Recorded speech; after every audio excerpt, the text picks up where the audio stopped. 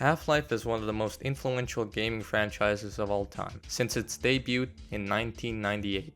Half-Life 1 pioneered the use of scripted set pieces and never taking control away from the player. You can literally walk into the reactor during the resonance cascade and die.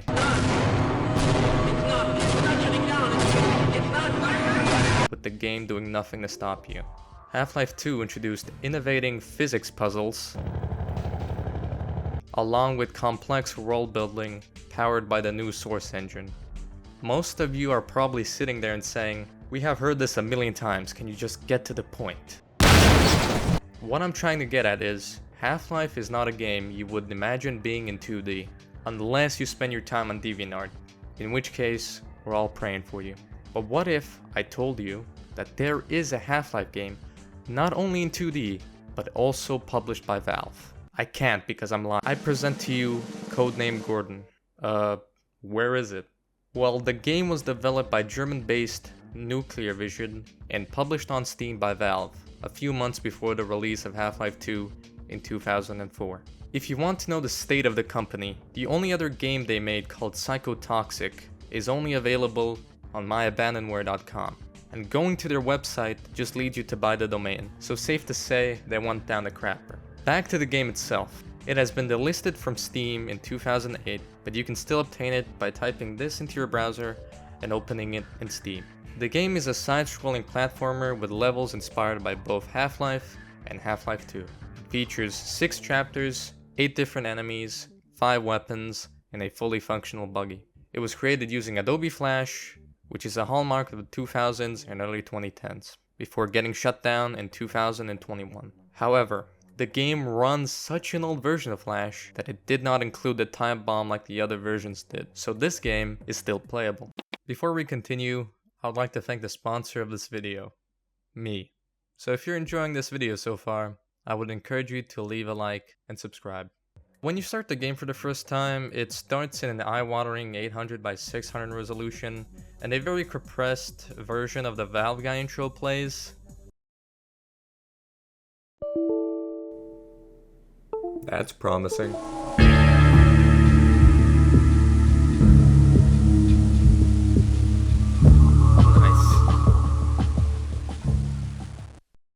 So I had to find another EXE on Game Banana to allow for more resolutions. I'll leave a link to it in the description. Looking at the main menu, we have a couple of options. A training room, start game, options, credits, and high scores. By clicking on it, the game just calls you a cheater, presumably because you have the Epic Games Store installed. But seriously, all the high scores were tied to the developer's website, which is now down, so you cannot see the old, and you cannot submit new high scores yourself. But you'll always be first to me. Aww. The credits show you all the people who worked on this game and its beta testers. Options lets you customize your controls, graphics quality which goes from best to low, special effects, and a surprising amount of dialogue languages to choose from. Sounds, you can say yes or no to the music, which I would like at least the middle option. Have like a maybe in between yes and no, because the music can get pretty loud. Hey, stop that!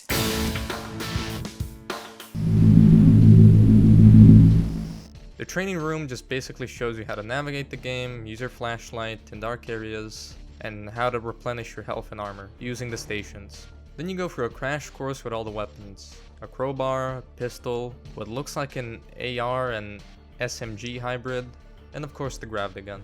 You can also pick up grenades that are scattered around or dropped by enemies.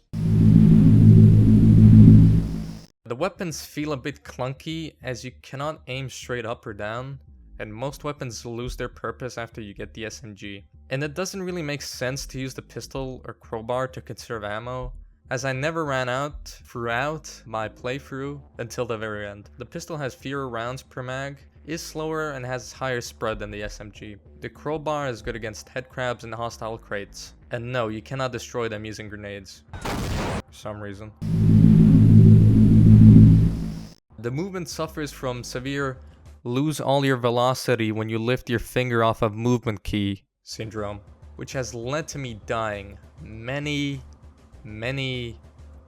times. It also has no jump actuation, So no matter how hard or how light you press your spacebar, you will always cover the same distance. I swear that even the original Super Mario Bros. Had this. And like Super Mario, it also has a live system, but realistically anybody who's playing this should automatically have it at 0. You can collect more lives by picking up the decapitated heads of Gordon Freeman. I can only assume they are left there by other players who rage quit, knowing they could have just played Portal instead.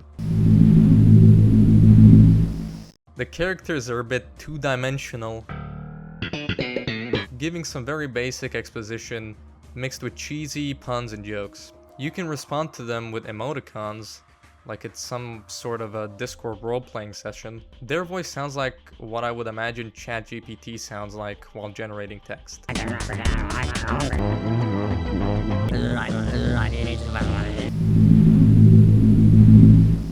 The enemies you encounter vary by each chapter. Early on you will face zombies and headcrabs. Zombies lack a sense of direction, so attack them while their backs turned. And a thing to note, no matter where you hit a zombie, the headcrab will always drop and attempt to latch onto your head. The only way you can pry them off is with your crowbar, with one swing.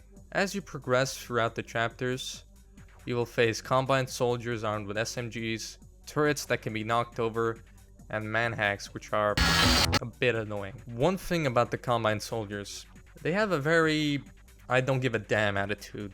They will kill themselves and others just to take one hit point off you. You will also face 2 bosses, but I will cover that in the...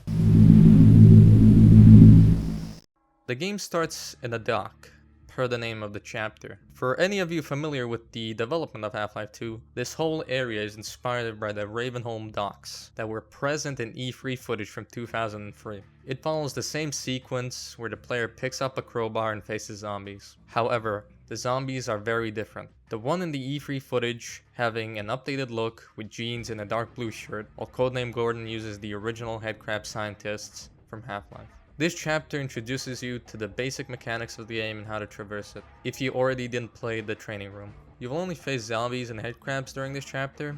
Halfway through, you will meet an injured Barney, who tells you that the third dimension has disappeared off the length and the width of the Earth, and that you should try to meet up with some scientists at the harbor. The layout slowly evolves from the docks to be more industrial, ending after clearing a facility full of zombies and headcrabs.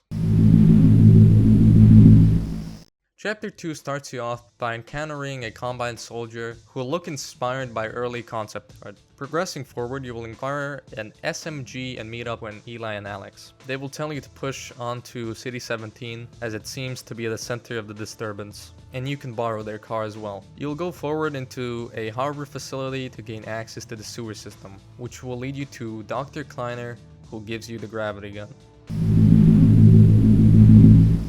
Chapter 3 takes place on the beach, likely inspired by the Sand Traps chapter from Half-Life 2. You will progress along a highway, beach submarine, and oil rigs. At the end, you will have access to the buggy. The buggy race takes place in a Highway 17 type of landscape, with decaying ships in the background, and I can't tell if this is inspired by any early footage or concept art of Half-Life 2. If you guys can figure it out, I'll leave a comment and I'll pin it. During this chapter you will face a combined gunship with your Tau cannon that shoots bullets instead of beams. The look of the buggy is also taken from the beta version, which has a hood and more detail than the retail one. After defeating the gunship you arrive at... Chapter 5 takes place in a prison, most likely Nova Prospect, because it's very old and run down, and has a similar layout with how the cells are spread out, the outdoor area, and laundry rooms. After escaping through a hole in the wall, you will end up in...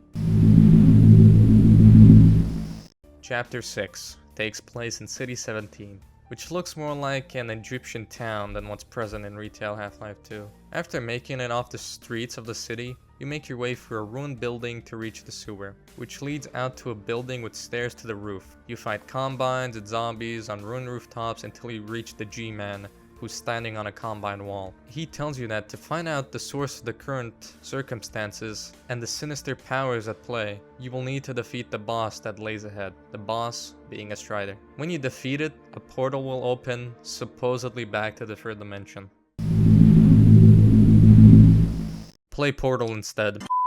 This game is a fun novelty, A thing you can play once and say, I guess it's cool. Its lack of enemy variety, awkward control scheme and clunky aiming, and its lack of a save function leave a lot to be desired. I cannot in good faith recommend this unless you want to lose your sanity. It isn't even difficult in a good way, it's just annoying. My head hurts. Stay safe and God bless.